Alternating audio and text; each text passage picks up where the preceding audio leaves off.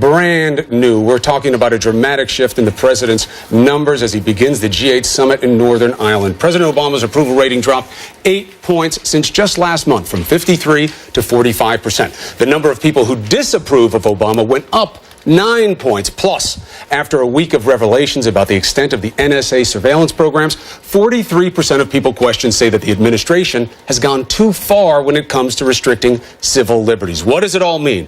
To help us break it down is John King, CNN's chief national correspondent. John, first and foremost, welcome to New Day. Good to have you with us, brother. Good morning. Great to see you all. All right. So we all just went through the numbers there very quickly. The question is, how do you explain this drop?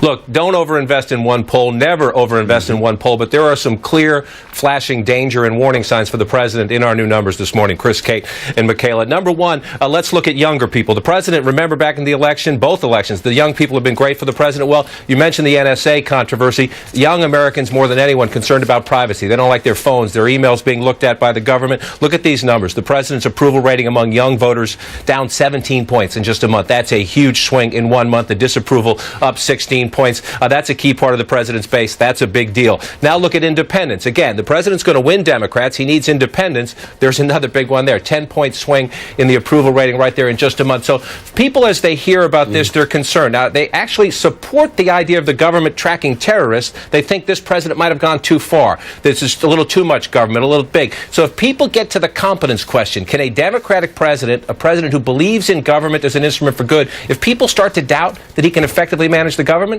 that's trouble. All right, so let's unpack it one step at a time, John. The first is trustworthiness. No politician wants to take a hit to that, right? Fair point. So what does that mean in context? We're not just talking about policy. We're not saying we don't like the economy. We're not even saying that it's this one program. We don't trust you.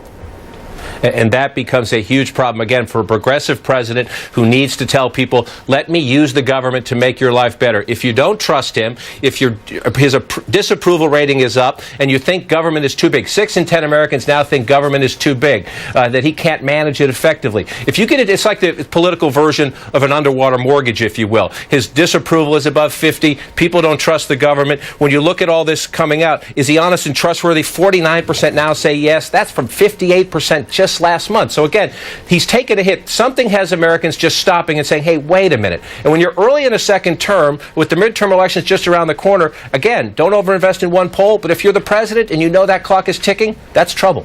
John, it's one thing if it's just about the NSA, if it's just about a policy, but when it's about whether or not he is believable, it makes it very difficult to come back. Even though it is one poll, we're going to be interesting to see how the administration comes back from this. John, thank you very much for helping us unpack it. We're going to have you on here plenty on New Day. Thanks, John.